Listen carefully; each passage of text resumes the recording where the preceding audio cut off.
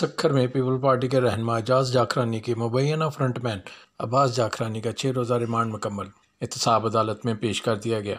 अब्बास जाखरानी के जिस्मानी रिमांड में मज़ीद तोसी की इस्तदा करेगा। अब्बास जाखरानी पर एजुकेशन वर्क्स डिस्ट्रिक्ट जैकबाबाद के करोड़ों रुपए के फंड खुर्द-बुर्द करने का इल्ज़ाम है। जैकबाबाद के सरकारी स्कूल इमारतों में ब्राय नाम मरम्मत कराई गई। म्यूनसिपल चेयरमैन अब्बास जाखरानी को नैब ने 20 सितंबर को जैकबाबाद से गिरफ्तार किया था। अब्बास जाखरानी पीपल्स पार्टी के रहनुमा मशीर जेल खाना जात एजाज जाखरानी के मुबैना फ्रंटमैन होने का इल्ज़ाम भी है।